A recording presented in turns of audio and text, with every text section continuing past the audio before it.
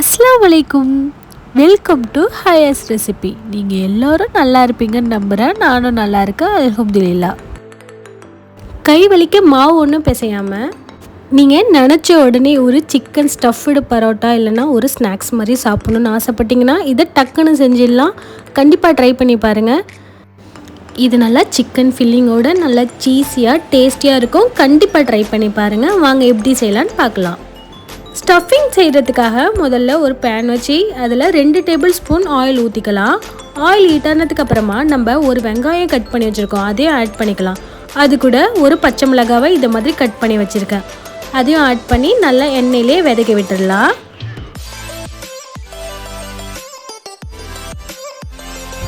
வெங்காயம் வதங்கிக்கிட்டு இருக்கப்பயே நம்ம ஸ்டஃபிங்க்கு தேவையான சால்ட் ஆட் பண்ணி இதை மாதிரி எண்ணெயில் நல்லா வதக்கி விட்டுடலாம்.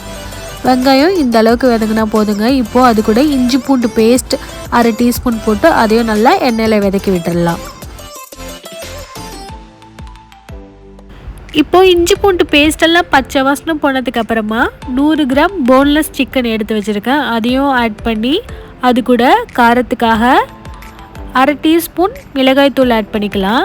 அது கூட 1/4 டீஸ்பூன் மஞ்சள் தூள், 1/4 டீஸ்பூன் ஜீரகத்தூள், 1/4 டீஸ்பூன் மிளகுத்தூள், அது கூட நல்லா ஃப்ளேவர் கொடுக்கறதுக்காக கரம் மசாலா 1/4 டீஸ்பூன் போட்டு இதை மாதிரி நல்லா வதக்கி விட்டுக்கோங்க. இதெல்லாம் நல்லா மிக்ஸ் பண்ணதுக்கப்புறமா ஒரு 10 நிமிஷம் மூடி போட்டு மூடி வச்சுருந்தா சிக்கன் நல்லா வெந்து நம்மளுக்கு ஸ்டஃபிங் கிடச்சிடும். இப்போது 10 நிமிஷத்துக்கு அப்புறம் இது மாதிரி சிக்கன் எல்லாம் குக் ஆகி ஸ்டஃபிங் ரெடியாக இருக்குது. இப்போ ஒரு பவுல் எடுத்து அதில் 3 முட்டை உடச்சி ஊற்றிக்கலாம். இது செய்கிறதுக்கும் ரொம்ப ஈஸியான ஒரு ரெசிபி, கண்டிப்பாக ட்ரை பண்ணி பாருங்கள். இப்போது 3 முட்டையை உடச்சி ஊற்றியாச்சு. இப்போது அது கூட பிஞ்ச் ஆஃப் சால்ட் ஆட் பண்ணிவிட்டு கொஞ்சமாக பெப்பரும் மஞ்சள் தூளை மட்டும் ஆட் பண்ணி நல்லா ஒரு ஃபோர்க் இல்லைன்னா விஸ்க வச்சு நல்லா மிக்ஸ் பண்ணி விட்டுருங்க. இது மாதிரி நல்லா கலந்து விட்டு இதையும் ரெடி பண்ணி தனியாக எடுத்து வச்சுக்கலாம். இப்போ நம்ம இன்ஸ்டன்ட் சிக்கன் பரோட்டா செய்கிறதுக்காக இதை மாதிரி ஒரு பேன் எடுத்து ஃபுல்லாக இதை மாதிரி ஆயில் அப்ளை பண்ணி விட்டுக்கலாம். மெயினாக ஸ்டவ்வை வந்து லோ ஃப்ளேமில் வச்சுக்கோங்க, அப்போ தான் நம்மளுக்கு குக் பண்ணுறதுக்கு கரெக்டாக இருக்கும். இப்போ நம்ம சமோசா ஷீட்டை இதை மாதிரி அரேஞ்ச் பண்ணி வச்சுக்கலாம். நான் வீடியோவில் காமிக்கிற மாதிரி நீங்களும் அரேஞ்ச் பண்ணி வச்சுக்கோங்க. இதை மாதிரி நம்ம அரேஞ்ச் பண்ணதுக்கப்புறமா நம்ம பீட் பண்ணி வச்சுருந்த எக்கை இதை மாதிரி ஃபுல்லாக அப்ளை பண்ணி விட்டுக்கலாம்.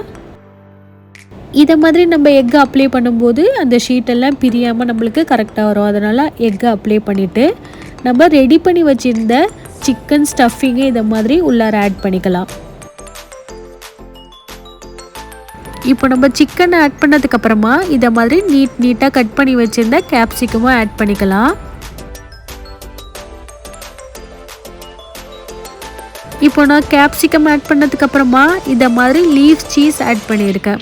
உங்கள்கிட்ட எந்த சீஸ் இருந்தாலும் பரவாயில்ல, இதை மாதிரி நீங்கள் சீஸை ஃபுல்லாக ஆட் பண்ணிக்கோங்க. இப்போது சீஸ் எல்லாம் ஆட் பண்ணதுக்கப்புறமா அதுக்கு மேலே இதை மாதிரி சமோசா ஷீட்டை அரேஞ்ச் பண்ணிக்கோங்க. இப்போ நம்ம சமோசா ஷீட் எல்லாத்தையுமே அரேஞ்ச் பண்ணியாச்சு. அதுக்கு மேலே நம்ம பீட் பண்ணி வச்சுருந்த எக்கில் பாதியை ஊற்றி இதை மாதிரி ஃபுல்லாக படுற மாதிரி நல்லா அப்ளை பண்ணி விட்டுருங்க. இதை நம்ம அப்படியே ஒரு 5 நிமிஷத்துக்கு மீடியம் ஃப்ளேமில் வச்சு ஒரு மூடி போட்டு குக் பண்ணி எடுத்துக்கலாம். 5 நிமிஷத்துக்கு அப்புறம் ஓப்பன் பண்ணி பார்த்தா இதை மாதிரி ஆஃப் குக்குடாக இருக்கும். அதை நம்ம அப்படியே ஒரு பிளேட்டுக்கு ட்ரான்ஸ்ஃபர் பண்ணிடலாம். உங்களால் டேரெக்டாக திருப்பி போட முடியாது, அதனால ஒரு பிளேட்டுக்கு இதை மாதிரி ட்ரான்ஸ்ஃபர் பண்ணிவிட்டு நம்ம இப்போ அந்த பிளேட்லேருந்து இந்த பேனுக்கு திரும்பியும் ட்ரான்ஸ்ஃபர் பண்ண போகிறோம். இதை மாதிரி ஒரு பிளேட்டுக்கு ட்ரான்ஸ்ஃபர் பண்ணிவிட்டு இந்த பிளேட்லேருந்து திரும்பியும் மீடியம் ஃப்ளேமில் ஸ்டவ் வச்சு அந்த பேனுக்கு ட்ரான்ஸ்ஃபர் பண்ணி இதை மாதிரி போட்டுட்டு மீதி இருக்கிற முட்டையும் மேலே அப்படியே நம்ம ஊற்றி விட்டுக்கலாம். இது ரொம்பவே ஈஸியான ஒரு ரெசிபிங்க, சட்டுன்னு செஞ்சிடலாம். கண்டிப்பாக ட்ரை பண்ணி பாருங்கள்.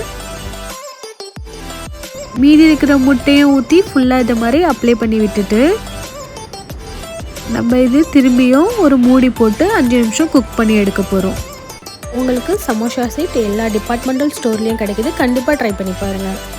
இப்போது 5 நிமிஷத்துக்கு அப்புறம் ஓப்பன் பண்ணி பார்த்தா நம்மளுக்கு முட்டையெல்லாம் பர்ஃபெக்டாக குக் ஆகி நம்மளுக்கு சூப்பரான ஒரு ரெசிபி கிடச்சிருக்கு. கண்டிப்பாக ட்ரை பண்ணி பாருங்கள். இது செய்கிறதுக்கு அவ்வளோ ஈஸியான ஒரு ரெசிபி. இதை நம்ம அப்படியே ஒரு பிளேட்டுக்கு ட்ரான்ஸ்ஃபர் பண்ணிவிட்டு நம்ம கட் பண்ணி எடுக்க போகிறோம். நீங்கள் கிராண்டான ஒரு டின்னர் ரெடி பண்ணணுன்னு நினச்சா கூட டக்குன்னு நினச்ச உடனே செஞ்சிடலாம். ஒரு பிளேட்டுக்கு ட்ரான்ஸ்ஃபர் பண்ணதுக்கப்புறமா இதை மாதிரி நம்ம கட் பண்ணி எடுத்துக்கலாம். பாருங்கள், வெளியில் எவ்வளோ கிறிஸ்பியாகவும் உள்ளார சாஃப்டாகவும் இருக்குது. கண்டிப்பாக ட்ரை பண்ணி பாருங்கள். என்னோடய சேனல் இப்போ தான் ஃபஸ்ட் டைம் பார்க்குறீங்கன்னா மறக்காமல் சப்ஸ்கிரைப் பண்ணிவிடுங்க.